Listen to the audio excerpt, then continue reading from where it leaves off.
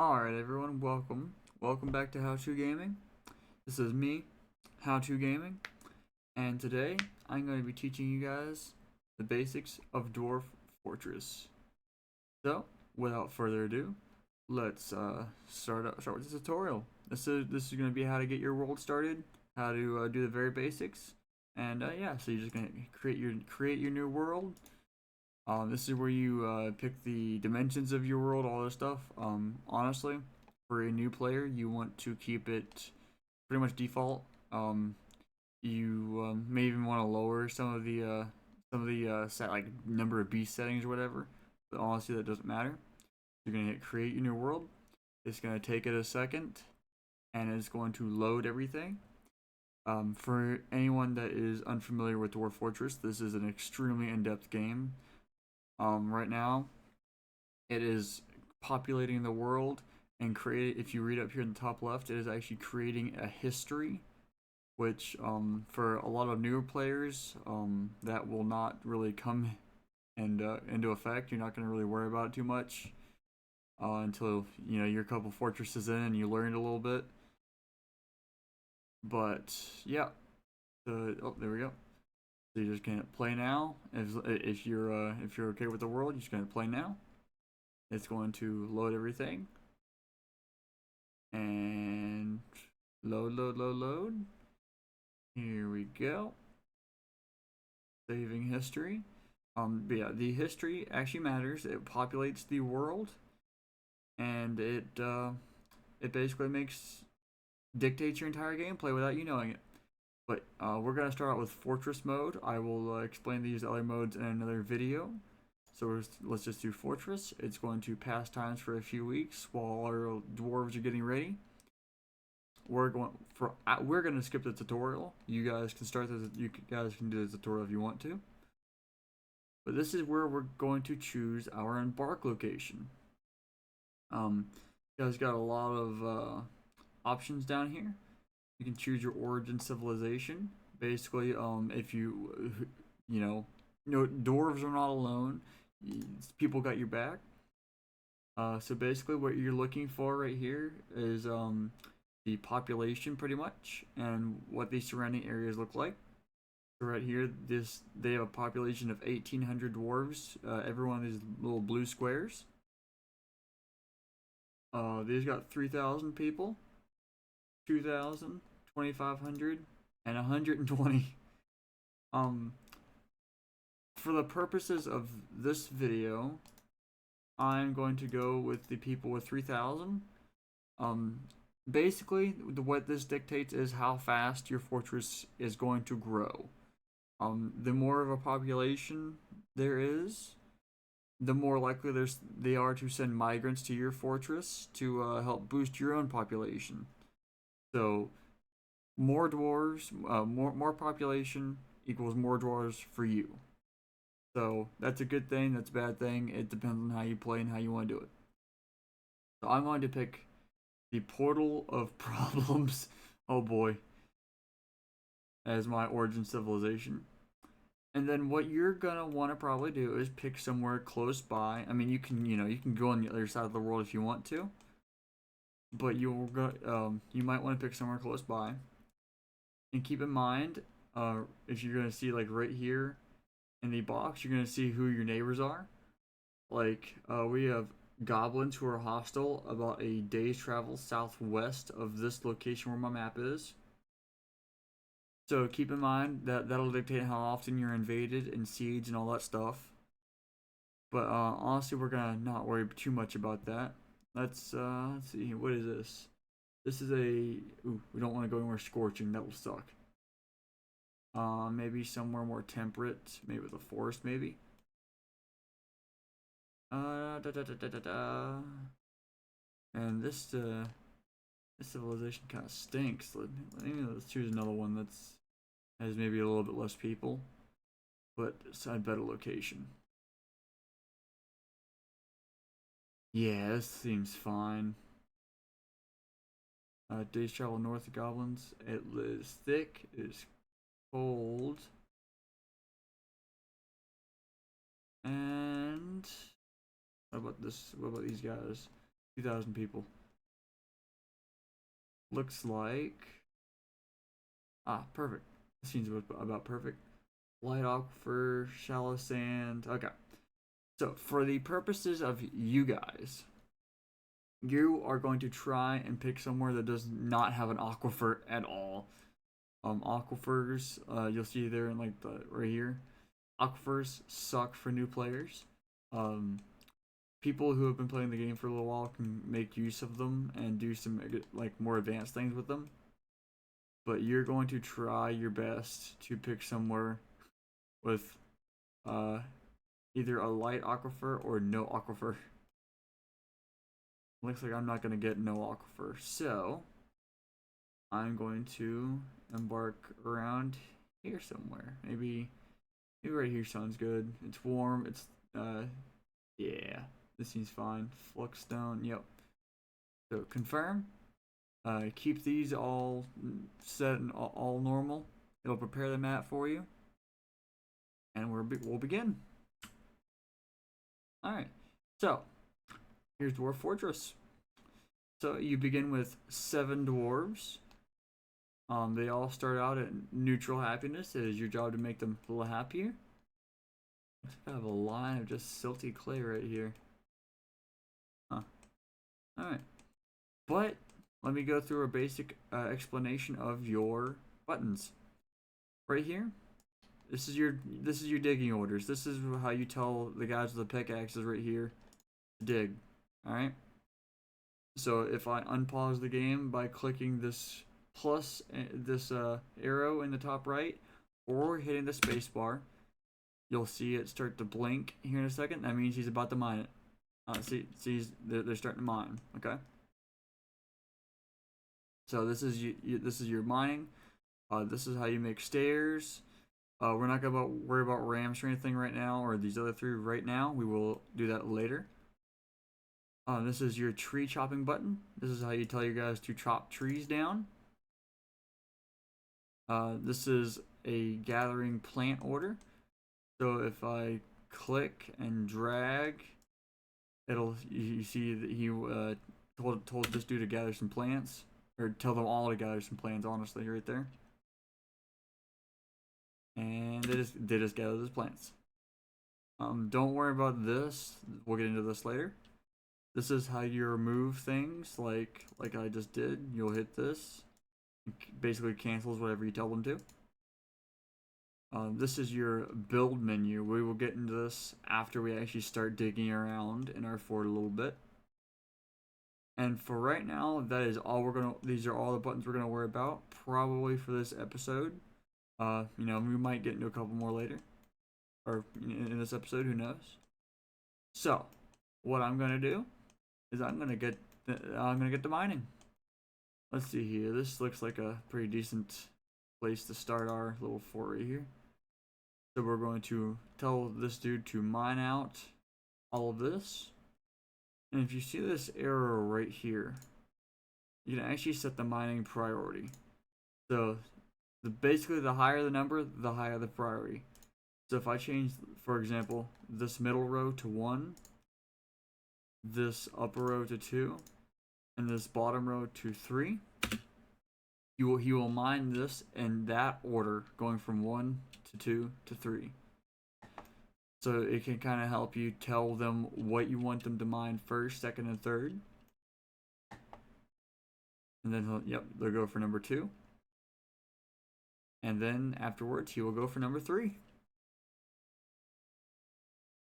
Right now. Okay, see, like just like that. Perfect. I'm gonna pause this. Basically, I'm just gonna tell this dude to go all the way over here to the end, just because I like to have a lot of room to work with from the start. Probably just to have a lot of room to work with from the start, because I like to make it easier on myself to expand. But you can do it however you want to. This is a sandbox game for the most part. Tell them however you want to build. Now, if you use your mouse wheel, you can scroll up and down in elevation. And this game goes very, very deep, literally. But alright, let's see here. This guy is mine. So, I'm going to actually start making a little storage area for all my junk. So I'm going to set this as priority 2, so he finishes the tunnel first. And I'm going to tell them to mine out all of that stuff. Now let's see here. Let's go to our stocks button here at the top. Don't show again. I'm going to see if I have any more pickaxes, because if I do, I can help this go by a little bit faster. So let's go to tools, or what is it, tools? No, it was digging implements. I apologize. It's D for digging implement. No? Sorry, it's been a while since I've done this. But anyway, this is how you see how much stuff you got, pretty much. Let's see here. Weapons? Ah, perfect weapons, yes. Oh, we actually have 3 copper pickaxes. So, that actually means I can do something, show something else to you guys. If you go down here in the bottom left, you can open the citizen information menu. You can go to labor, and then to miners. Basically, mining is a very special task. Unlike, say, gathering plants, where you can just do it with your bare hands, you actually need a pickaxe to mine. So, let's tell this mason guy to grab a pickaxe, and this, the stonecrafter to grab a pickaxe. So all 3 of them will now have a pickaxe, since I have 3 pickaxes to spare. So now all 3 of them are just going to start mining. And I'm going to make a couple little areas right here, just for some general storage. And then afterwards, I'm going to tell them to make a few bedrooms. Now for our purposes, we can start out with some small bedrooms. And we have 7 dwarves. So let's do 7 bedrooms. 1, 2, 3, 4. 1, 2, 3, 4, 5, 6, and 7. Make a little doorway for all of them. And they should get to that right after they get to number 3. And as they're doing that, I will explain to you about stockpiles.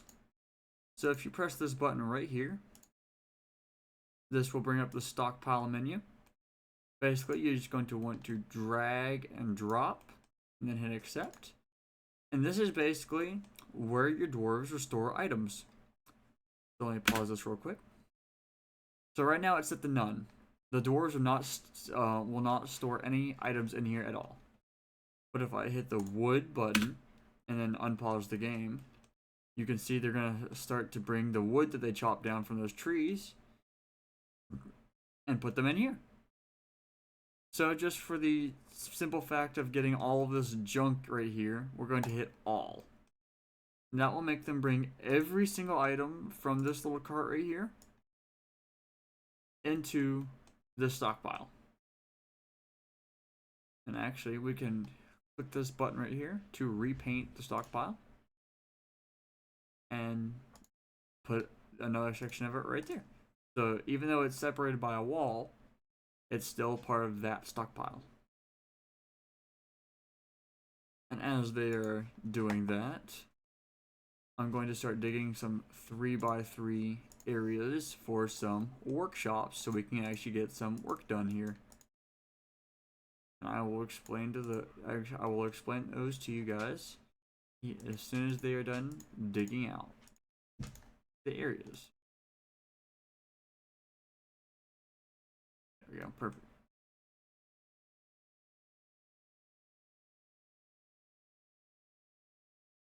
Oh, oh well. I can, that's my mess up right there. Let's see, is there? Nope, okay.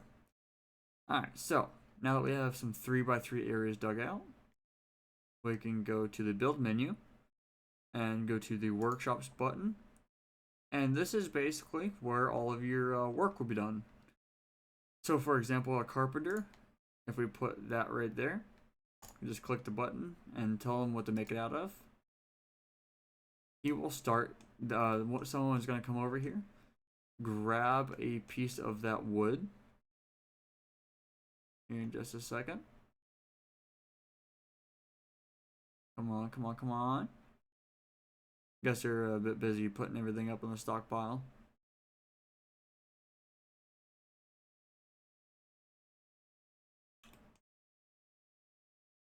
They're almost done. Anyway, they'll do that automatically, so we can keep going through these real quick. So carpenters make things out of wood. Craft stores make things that are a bit smaller, like cups and mugs and things like that. Oh, there we go. See, they're going to build that right up. Perfect. All right, and we can go to furniture again. And let's go make a stone worker. Now, instead of selecting the material, we can click this button right here and tell them to use the closest material available. It's not great for aesthetics because that changes the color of whatever it is, unless the closest material happens to be the same material. But it's great for if you don't want to click the same button 100 times. Okay?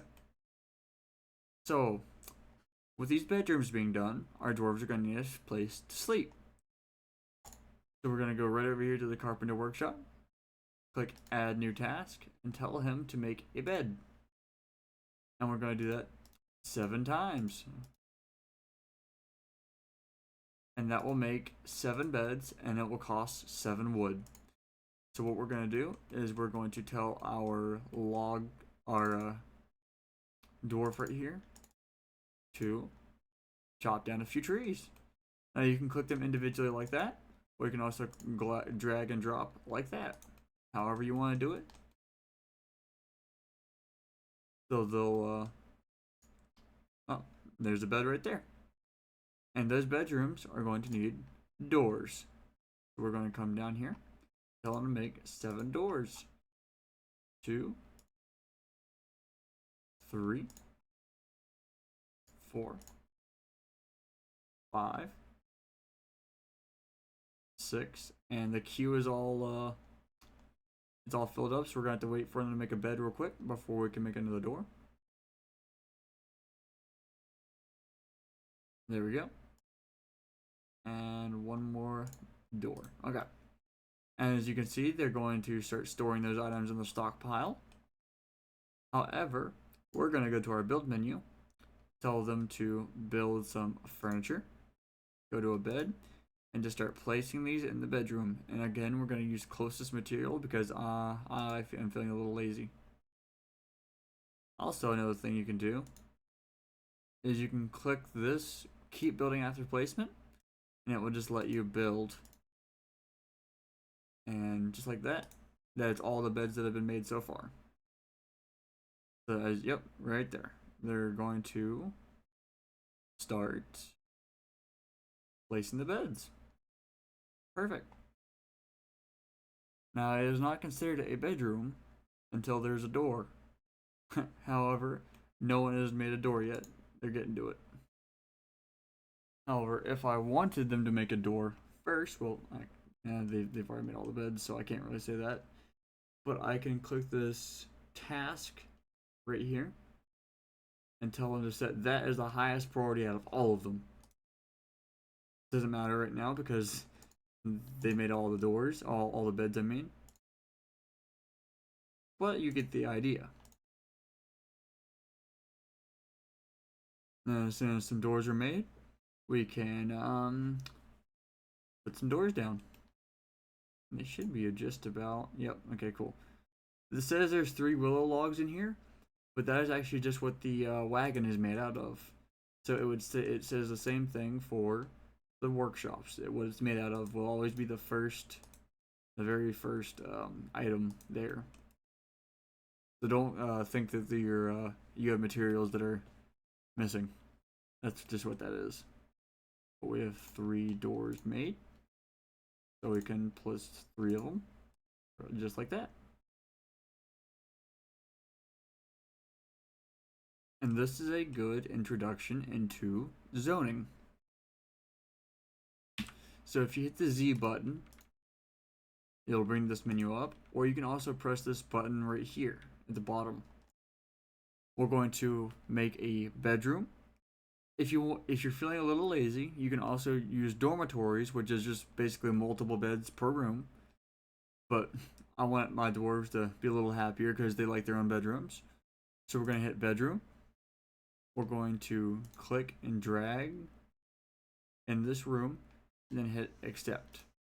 And that will make that into a bedroom. Now you can either assign this to a dwarf manually, or it will be automatically assigned to the next dwarf that sleeps into this bedroom. And the rest of our doors are done. So let me go ahead and finish those right there. And we're going to go back to zoning, go to bedroom again, and we're going to hit multi right here. Because this game is a little smart. So if I have a lot of bedrooms like this and I don't want to click and drag every single one of them, I will start right here at this corner and go all the way through here. And as long as this room has a door and a bed, I will automatically, bam, 6 bedrooms have been created. I'm going to hit the done button, and there we go. There's 6 bedrooms right there. So I'm going to click it, and I'm going to assign a dwarf, and I'm going to assign this dude. This is his bedroom right now. And then this one, and this one. And again, they will automatically pick a bed for themselves once they get tired. But this is a good way to show you how to do it.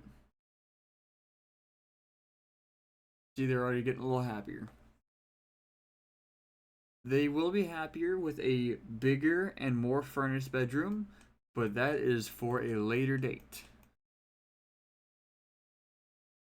And I think this is a good place to stop the video.